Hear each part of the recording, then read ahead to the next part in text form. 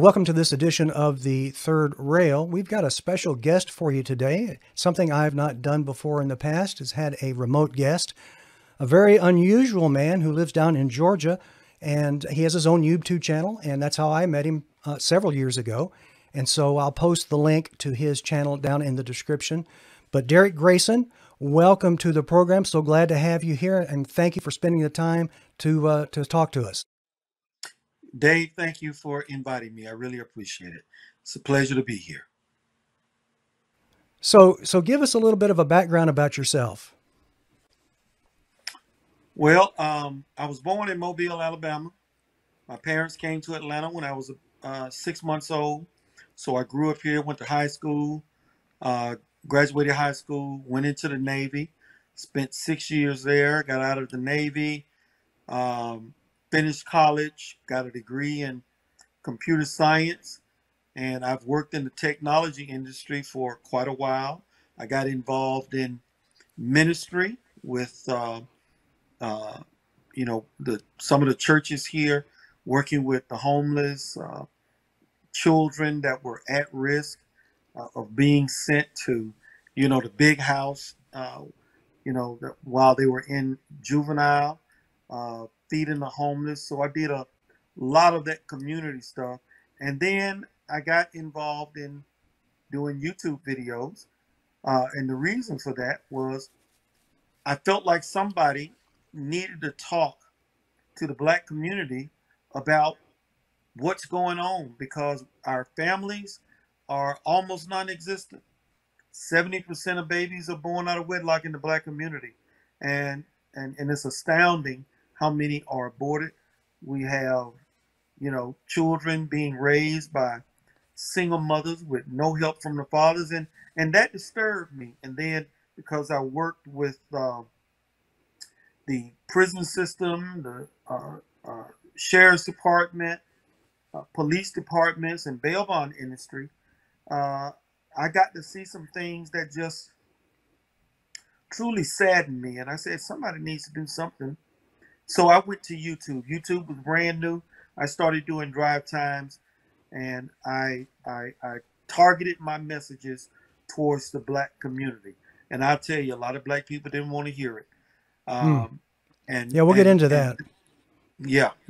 And that evolved to where I am now, so to speak, or where I was the last few years. I realized that a lot of what's going on in the Black community is because of the policies coming from politicians, primarily liberal Democrats. So I decided to run for U.S. Senate. Ran 3 times, lost 3 times. I think that, I did okay, and I'll tell you why. Even though I didn't have the money, the people that I did talk to, the ones that I did touch, they voted for me. And I believe if I had had enough money to overcome the system, the media, because they're going to present the people that they want, I think I would have won. And I also learned that the GOP is just as corrupt as the Democrats. So that's kind of where I am now and what I have evolved to. I'm doing more things now with ministry, but I still engage where I can from a political perspective. And if I ever get that money that's needed to actually win a race, I'm going to run. Okay. To educate our viewers on who you are, I'm going to play your last YouTube posted video. I think it just came out just a couple of days ago. We're going to play just a segment of this and give them a taste of what you do. By the way, just as a disclaimer, I personally do not recommend doing YouTube videos while you're actually driving a car. Derrick has more guts than me. Stand by and watch this for just a few minutes. Greetings, T-Mont. I'm back. Another drive time. If you can like it, you can share it. Seek first to understand, then to be understood, and always take that light of truth and let it shine bright. Don't put it under a basket. All right. Herschel Walker is in a runoff in Georgia. You got to ask why. So let's do some critical thinking. 2 rhinos, Raffensperger and Kemp. They both won in a landslide. Now, Anybody that got a ballot, and I'm the exception to the rule, and I'll explain that in a minute. Anybody that got a ballot, whether by mail or whether they actually went to a polling station, when they saw that ballot and they chose Kemp and Raffensperger, they did not vote for Herschel Walker because it's a race that's at stake. They did not vote. Now, if they're a hardcore Republican that supports rhinos no matter what, when they voted for Kemp, they sure as hell voted for Walker. Now, I voted for Walker, but I did not vote for Kemp or Raffensperger. I voted for the Libertarians because I'm different. I don't do lesser of evils. Herschel Walker has never been in office. I'm going to give him a shot, even though I didn't like his standard and his standard and run-of-the-mill campaign speeches. God, Jesus, and baby. See, that ain't enough for me. And I know one man ain't gonna go and stop or change anything without the help of the others up there. That's just how it works. That's why Rand Paul ain't never stopped nothing. That's why Ron Paul didn't never stop nothing. That's why Massey has never stopped nothing. This country has been driven into the ground continuously because of rhinos working with Democrats. But I shall not get on that point. I know I can count on Herschel Walker to vote for the child that's in the womb because he understands that that baby is not the woman's body. You understand? I didn't mean to get off in all of that, but I just thought I would. So let's. Okay, we're not going to show the whole clip. It's just a couple more minutes long. But you said a mouthful there, Derrick. And so I'm gonna take a stretch here and say that your views probably aren't really popular amongst the majority of blacks in Georgia. Would I be right about that? You're right about that, and my views aren't popular with whites that support rhinos. The Yes. Republican Party can't stand me. Okay. Now, rank and file people, I'm good with. And I should clarify, the GOP leadership, they aren't interested in me because I do not believe in supporting rhinos, and I know rhinos. What makes them more dangerous than liberal Democrat progressives? Rhinos pretend that they're conservatives. Case in point, Dan Crenshaw, the guy with the patch over his eye. He has a constitutional voting record of 69%. That's a D. That's failing. And yet he has rode on Trump's coattails when he was running and now saying he wants Trump to disappear. Those are rhinos. And the reason they are rhinos is, put it this way, 69%, that means 31% of the time when he voted with Democrats. He voted with them. And that's what they do. That is what all of them do. McCain, rest in peace, sir. McConnell, Mitt Romney. I mean, I could give you a litany, and anybody can go to the newamerican.com-index, and they can see for themselves the voting records of these politicians. But most people just won't do it. So when I go around and I speak at places, Republicans aren't interested in what I'm talking about. And then black people aren't interested in what I'm talking about simply because I got an R beside my name, because I'm a conservative. Yeah. So how about within your own family? Has that been an issue, or can you all just disagree or agree to disagree and everybody love one another? Does that pose any issues? My family is a bit different. When I showed my mother, God rest her soul, I showed her some videos, some of the things that Hillary Clinton said. One was about abortion. You know, they were talking about due date abortions. And she was saying, well, it's a difficult decision, but it's not our. In other words, she was in support of due date abortions. And I said to my mother, I said, you're a Christian. You're up there in that choir ringing that bell every Sunday. How on earth can you support somebody who does? So my mother didn't go vote for Trump, but she just didn't go vote at all. Because I convinced her, do not support evil in any form. Christians cannot do that. And my father, uh, he votes conservative. My sister, she votes conservative. Can't tell you anything about what my brother does. So, but we aren't at odds about politics. But yeah, there are people that I am at odds with, but they're not necessarily in my family. So there's no problems at Thanksgiving and Christmas when the family gets together? Oh no, no, no, no, no. Well, No, we don't. I've heard stories of others where they do have problems because of their political beliefs, and sometimes it causes a lot of friction. But I'm glad that you don't have that problem. That's good. You mentioned in your video at the beginning, you call yourself TMOT. What does that mean? The minister of truth. Ah, okay, okay. Very good. Is that a nickname you gave yourself or somebody else gave to you? Um, it, it it started out. Somebody started saying, "Man, Derrick, you always telling the truth. Derrick, this, and that. Derrick, how do you get?" And so I just say, you know what?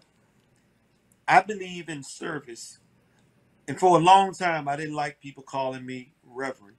Um, you know, when I served and got ordained and whatnot, because I don't believe in anybody is a reverend or to be revered.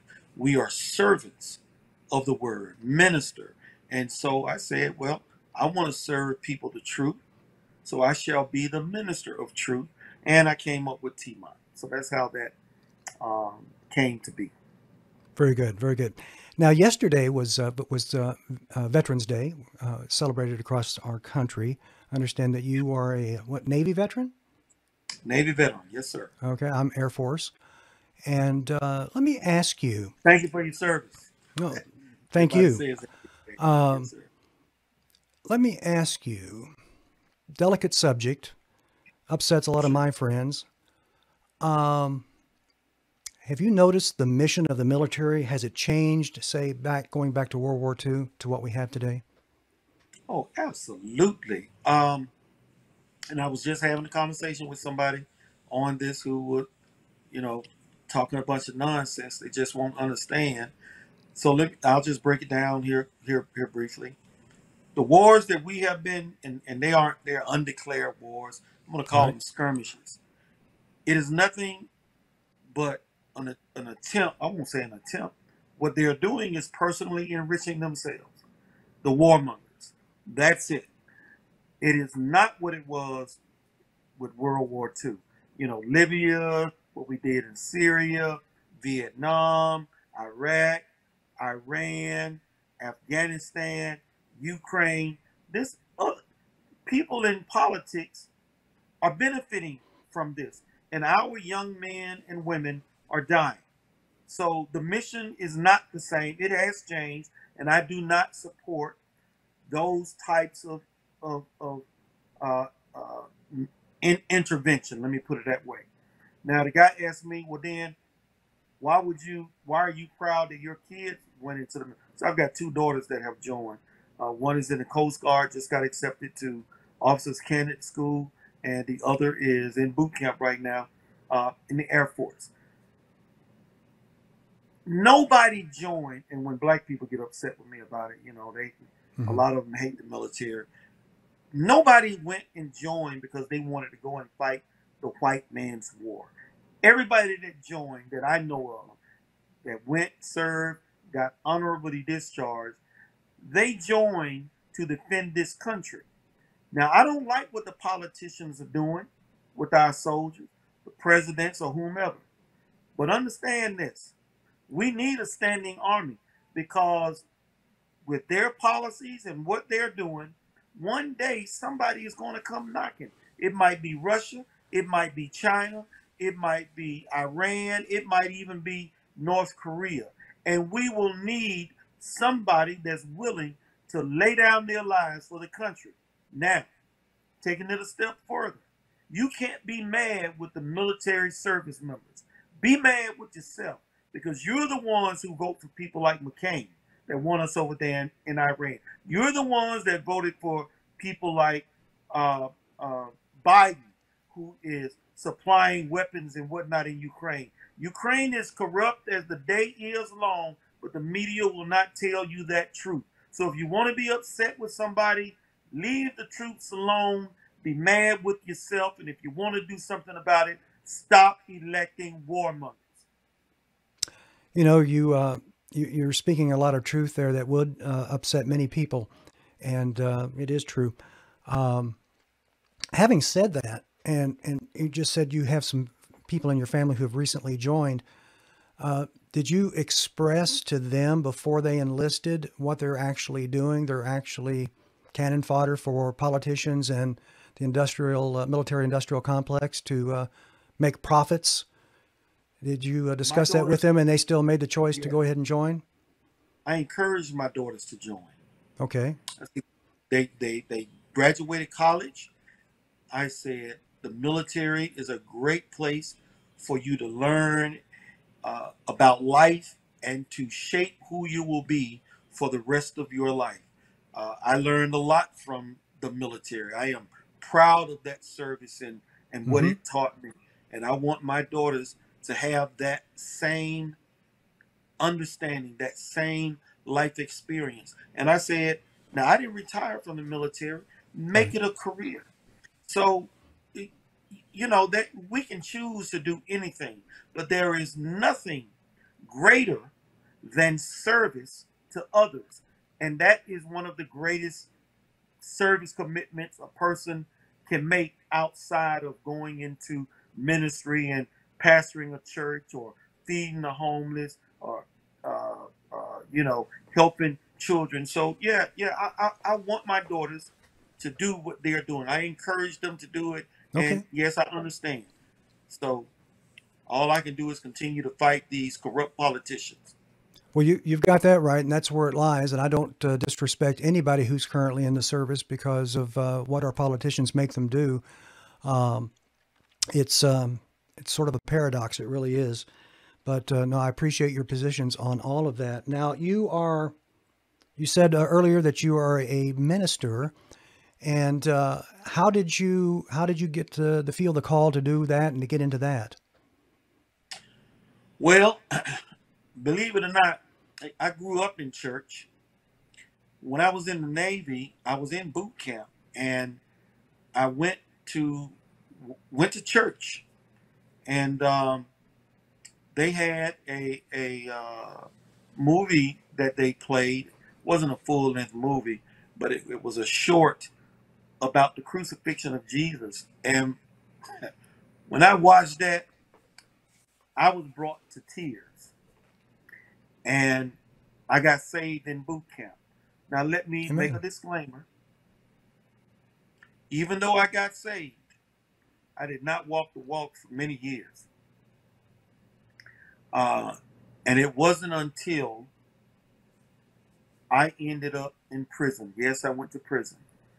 Um, and while I was inside, something was reignited. I remember getting out, and I told my mom that I had given my life back to the Lord. She said, "Oh boy, that ain't nothing but some jailhouse religion." I said, "Okay." I said, "Okay, mom, whatever you say." And I was I'm a musician, and I got involved in church. Had a gospel band. We traveled around Georgia, Texas, Florida, et cetera, et cetera. You know, just you know, in service. And then I wanted to move into um, teaching and preaching, and so I went to college, got a degree, and in biblical education and theology. And I started working in church. And right now, I am one of the assistant pastors at a church headed up by Reverend Daryl Moman, Old Mountaintop in Winston, Georgia. And so I cook breakfast there every first Sunday. So if you're ever in town, I invite you to come out. You know, it's interesting. You mentioned that you were in the Navy and they showed a film. There's somebody that I know who, I don't think it was the Navy, but it might have been, that saw a similar film. And I believe they also trusted Christ after seeing that. So, you know, I don't know if they still do that now or not, but they should. I hope that they would, and it seems like it bears fruit.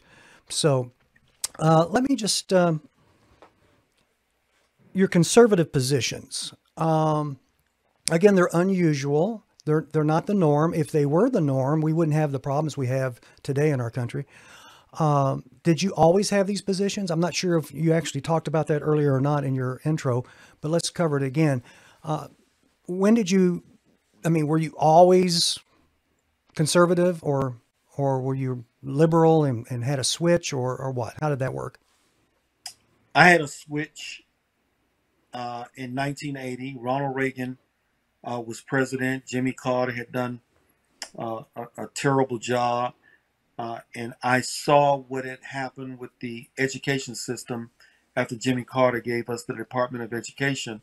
And I realized it was destroying a lot of black men.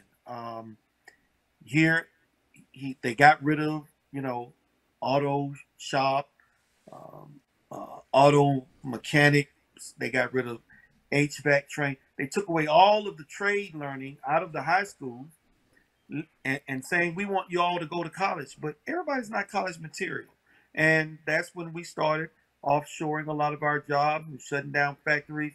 So when I saw those things taking place and I listened to some of the speeches that Ronald Reagan gave, that's when I started to form my conservative views. And a lady broke it down for me like this. She said, if you're a conservative, you do what's right because it works. When you're a progressive, you carry the attitude that everything changes with time. But if you study the good book tells you that there is nothing new under the sun. So that's why I'm a conservative. I do what I know works. Okay, very good, very good. Now let's talk about Georgia politics for a bit. I'm guessing you probably have an opinion about that. Absolutely. And Georgia's been in the news since 2020 because of so-called election irregularities and things like that. People have claimed, and you've got some folks there that are running now. What is your opinion about the folks that are running now for the offices that are open and or just went through the election for in Georgia? Sure. Let me start with the top two. First off, we have already covered this. I am a conservative. Uh, there is no question about that whatsoever. But I don't do lesser of evil when it comes to voting. Kemp and Raffensperger betrayed Georgians. Kemp betrayed Georgians when he picked Kelly Loeffler after Isaacson died. The GOP defrauded Georgia when they allowed Isaacson to not debate me because I would have destroyed him over his record, which was atrocious. And I told people back then he is going to quit in office and be replaced. And that is exactly what happened. And Kemp gave Georgia Kelly Loeffler. And no experience whatsoever. I mean, I could get into details, but I won't. So that's Kemp. And then Kemp refused to do what was necessary in Georgia to quiet everybody about Georgia election irregularities. The same thing with Raffensperger. He refused to do what was necessary. People in Georgia have been asking them to get rid of these voting machines that we have for a long time. They have never done it. And so, I mean, I can go back in time where people promised that they would go and they would do it and didn't do it. And so I refused to give Kemp and Raffensperger my vote. I voted for the Libertarians because I don't do lesser of evil. I know I'm repeating myself, but I want that to stick in people's heads. I will not be complicit in evil being wrought upon the people, no matter how minute it might seem to you, even down to putting a check mark on a particular name on the ballot. I'm just not going to do it. I voted for Herschel Walker because he has never been in office. And I'm willing to give him an opportunity to see if he is going to go and stand for Georgia.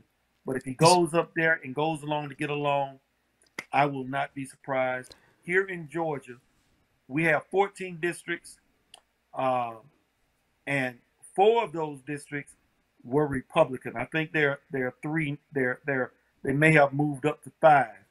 But when I was talking about this, we had 10 districts that were red, solid red. There was only one, the guy that ran against Raffensperger for Secretary of State, Jody Heiss. He was the only congressman in the state of Georgia that boasted a constitutional voting record above 85%. Everybody else was either under 70 or 60s or 50s. That's where they were. Johnny Isaacson was a 66%. And that has been the case in Georgia for a long time.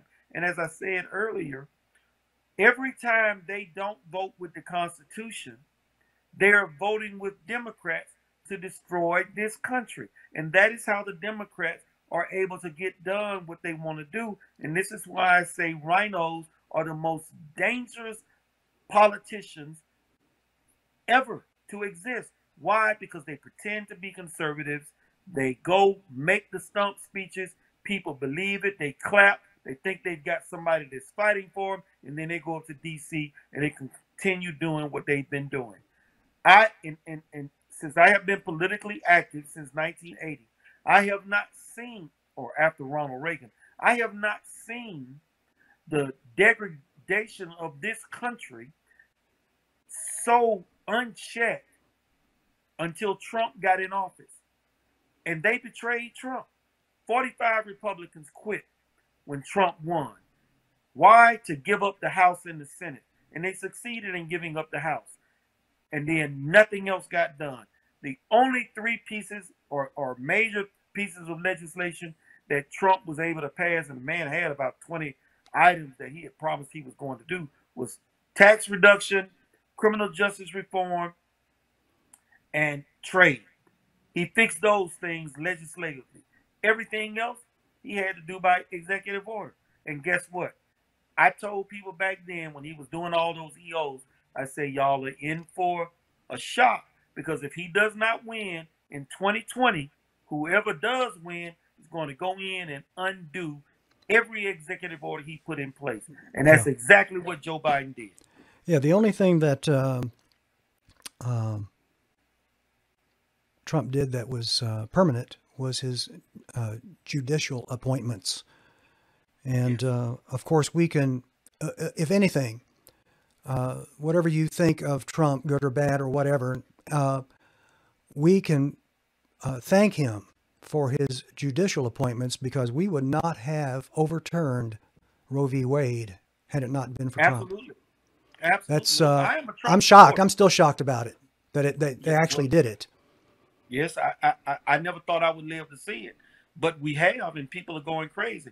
Hey, listen, I'm a Trump supporter. I'm going to vote for him in 2024. There has never been a doubt about Trump, but it is about the people that Trump endorsed, that backstabbed him, and it is about the people in the Republican Party that does not want Trump. I already mentioned this Crenshaw guy out of Texas wants Trump to go and disappear.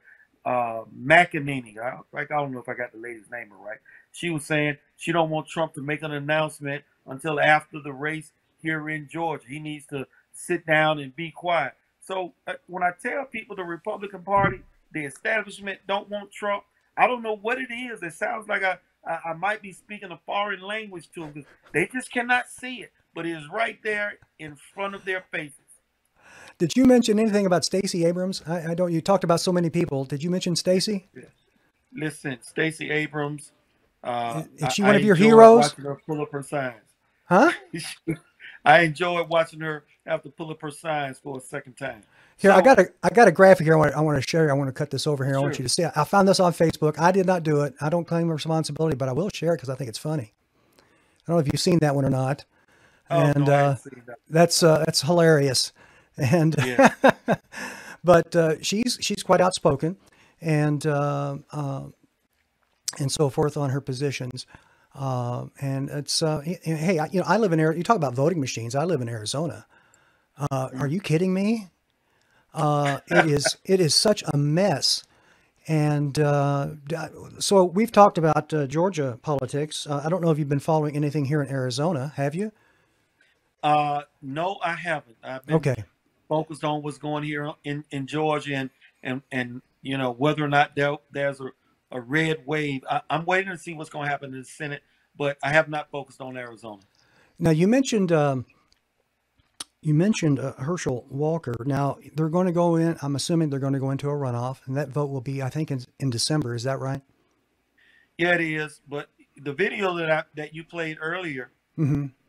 what I'm saying to people is, if Kemp and Raffensperger won in a landslide, the people that voted for them, they had to have voted for Herschel Walker. Why didn't Herschel Walker win in a landslide?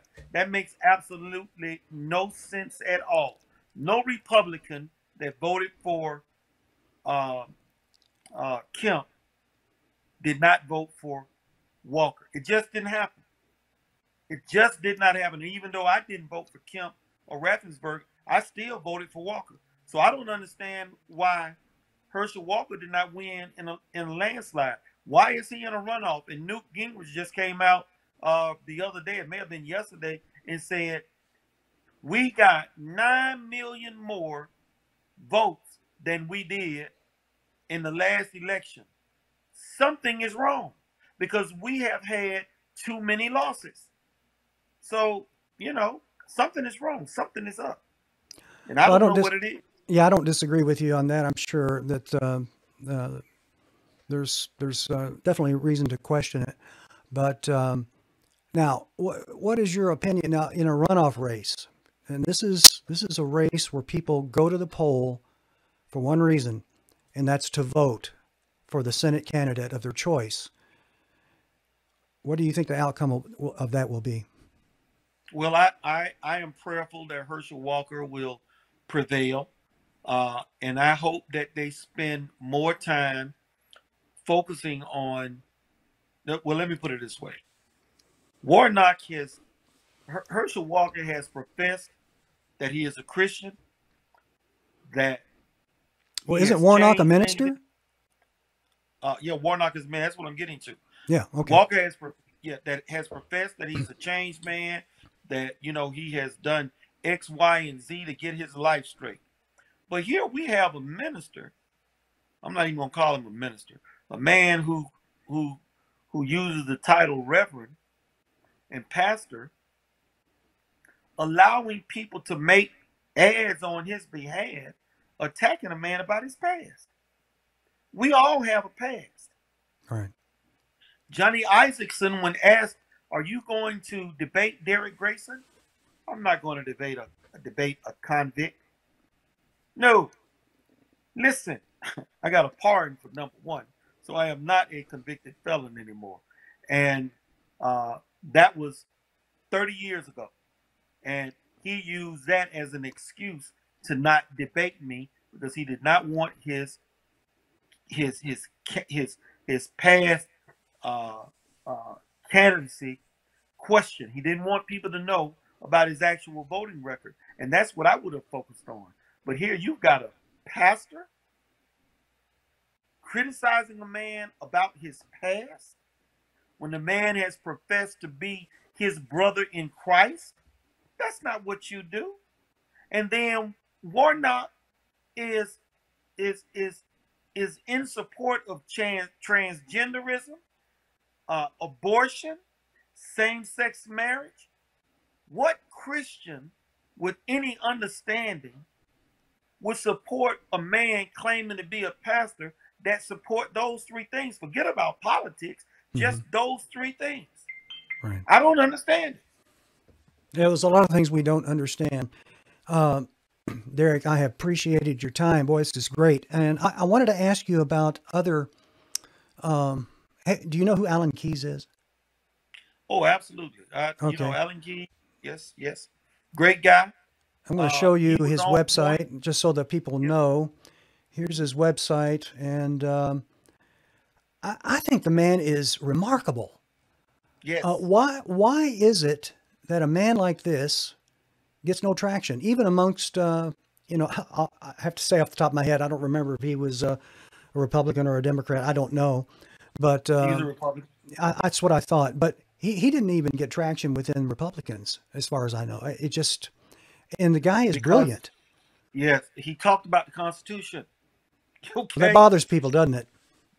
In the Republican establishment, because when you talk about the Constitution and you start connecting the dots with how rhinos vote, you begin to see that they really don't support the Constitution.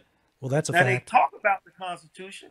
If you listen to any stump speech from a Republican, they're going to say these things. I support the Constitution. I love God. I support the life of the child in the womb. And I'm a Christian. That's what you're going to hear. That's it. Are you saying that they're not telling the truth? They're not telling the truth. You mean they're kissing babies just to get votes? They're not really. They Yes. don't really. Absolutely, none of that Huh, means anything. go figure that. As soon as they get to D.C., they forget about the Constitution. Alan Keyes Right. talked about the Constitution. Yes, he did.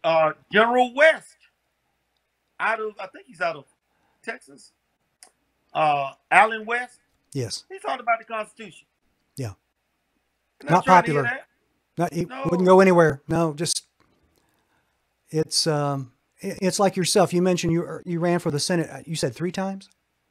Yes, I did. 2014, Um, 2016, and how did- 2020. How did that? Obviously, you didn't get elected. My apologies. No problem. How did that go? What kind of reception did you get overall amongst the people of Georgia?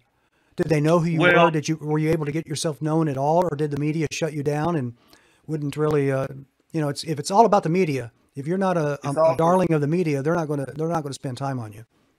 It's all about the media. I will say this.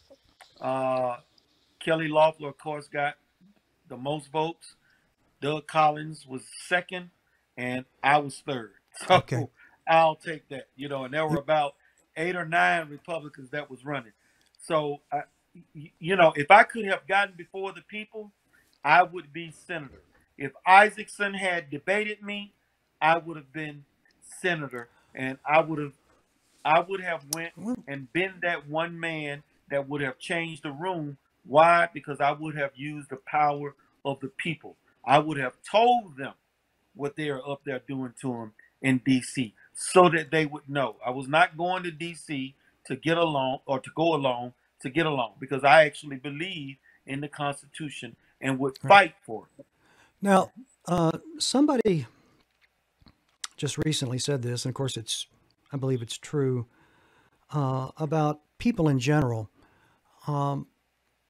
My opinion, speaking of the overall population, is that people don't care that you stand for the Constitution. They don't even know what the Constitution says. They think that government is the answer to everything. So when somebody like yourself comes forward and says, no, government is not the answer, the Constitution is, we need to follow it. And, people, that turns off obviously enough people to where people like you can't get traction.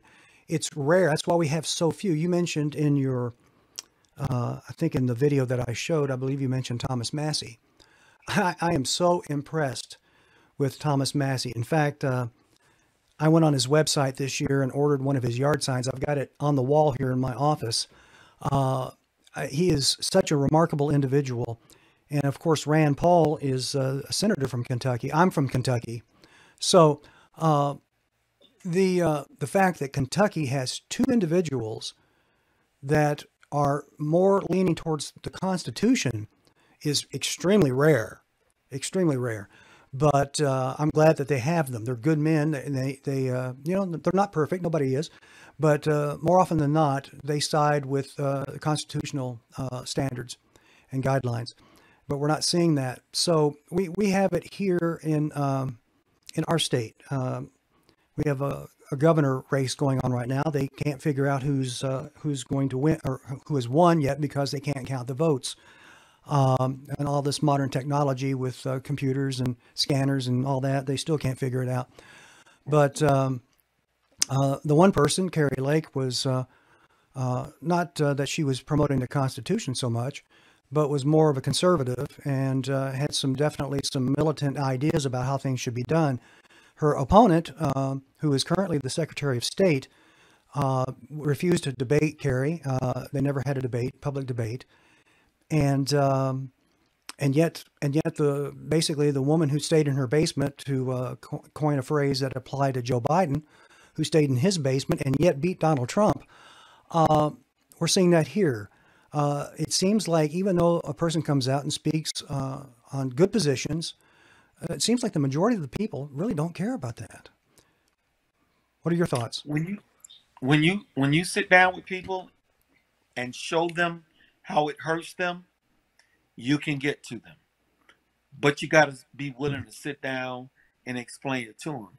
Now, there are some people that you are just not going to reach, period. I find that to be the case with most black people that I encounter, because as soon as they find out that I'm a Republican, that's it. The only reason I would never run as a Democrat is because the Democrats gave us slavery. They gave us Jim Crow. They made us have to even go back and do the Civil Rights Act and the Voting Rights Act, because they just didn't want to accept the fact that, blacks should be free. They should be treated as equal citizens. So I would never join or run as a Democrat just based on that.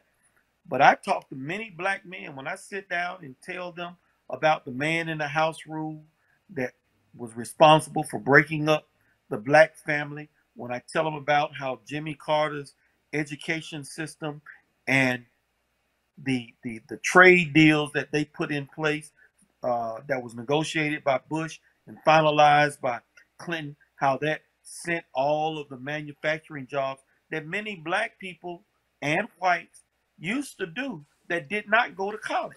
When you sit down and you can explain these things to people, you can reach them. But for me to get black people to listen to me, I can't even mention that I'm a Republican if I want them to hear what I'm talking about.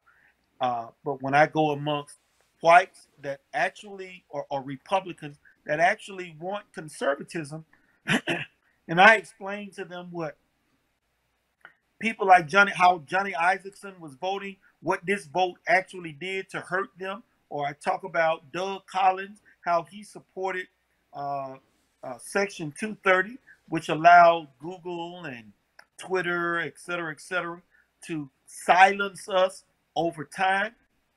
People are like, what? I convert those people. I convert them. But you got to be able to explain to them what they've done to them and how it hurts. Yes. So, yeah. Yes. Yeah. Very good points.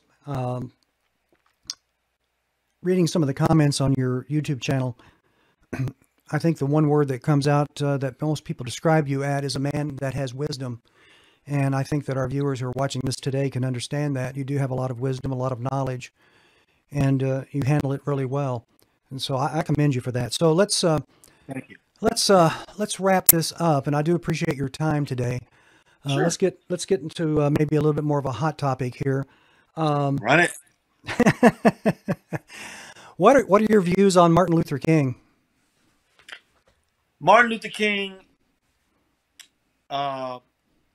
he was the sacrificial lamb. He had to die to stop what he was about to do. And it's funny, I saw something from Kanye West, and I've talked about this.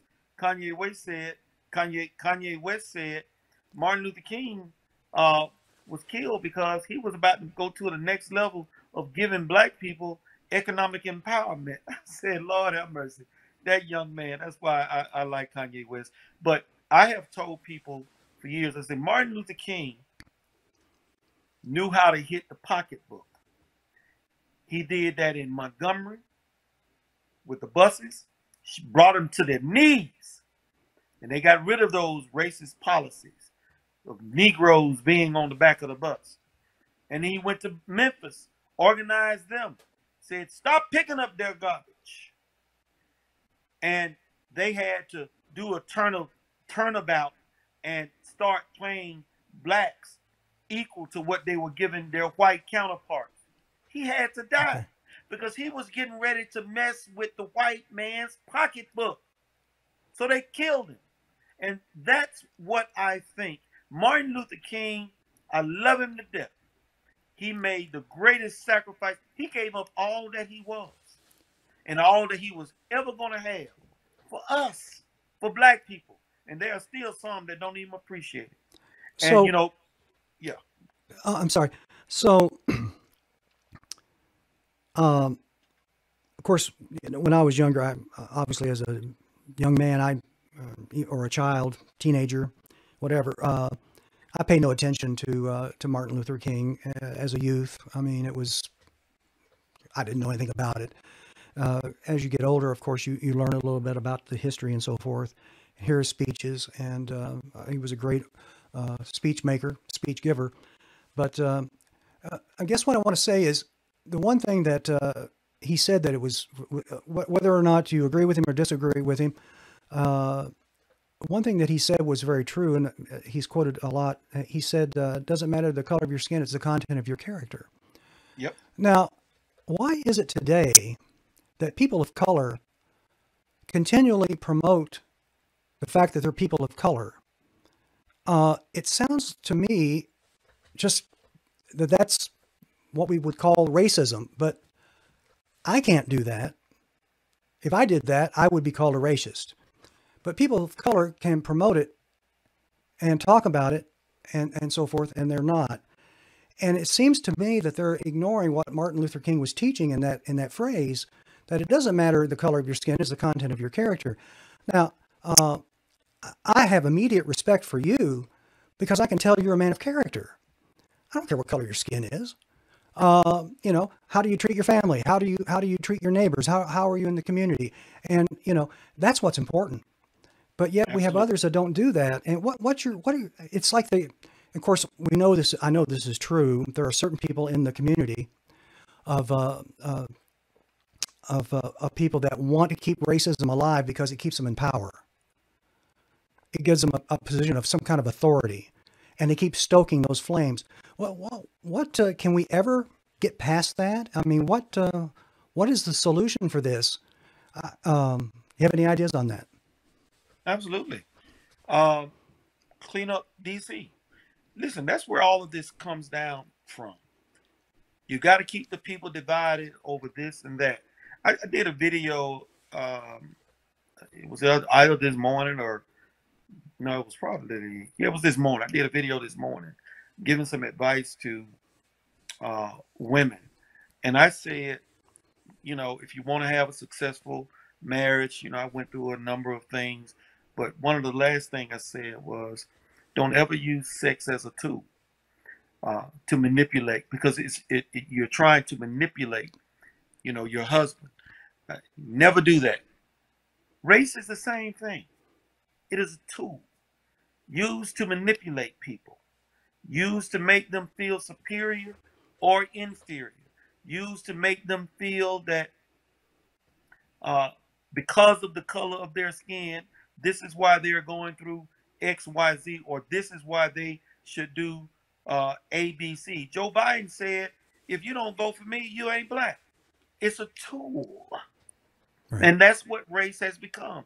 On my Facebook page, and I often use the word Negro, and I have to explain, why are you using that racist term? I said, first off, go and pick up a book. Negro is synonymous to black. So I will not allow you to put your hang-ups on me. Negro is on my birth certificate. So I don't have a problem with the word Negro, and I refer to myself as a Negro, and sometimes I'll use the word black. But oftentimes I say Negro. I'm not a man of color. I am a black man. Okay. But beyond that, I'm a conservative, I'm a Christian, and I'm an American. Don't ever call me an African American, because I'm going to correct you. Now, do they still put Negro on the birth certificates? No, they do not. What do they use? Black. Okay. All right. Is that a mistake? No, look, I Okay. don't have a problem with Okay. All right. that. Just trying to We are know. all different. We are all different. Understood. Yeah, yeah. So I had a video clip. Is it Warnock who's running for the Senate against Herschel? Yes. Or Okay. not. Yep. There was a video of him, and he was spouting some things that would be divisive racially. And I just do the people of Georgia tolerate that? I guess they Oh, do. absolutely. He got a lot of votes. Yes. So okay, all right. Well, we got some work to do, doesn't it? Don't we? Yeah, we got a lot of work to do. A lot of work to do. And We're in a deep, dark hole. yeah. I don't know if there's any answer for it immediately until the return of Christ, and then he'll fix it all. But until then, we have to deal with it. We have to fight. That is our job as Yeah, Christians. Yes. yeah. Derrick, I thank you so much for spending the time with me. I think this has been a tremendous interview. I have enjoyed it so much. And I thank have you too. for your time. And wow, it's just been great. So we want to thank Derrick for that and the time he spent with us. And if you've enjoyed this video, please give it a thumbs up and subscribe to our channel. We'll have some more interviews in the future. I've got some planned. If we can just get people to get on board and do it. But thank you again, Derrick, and God bless you. And thanks again, folks. We'll see you later.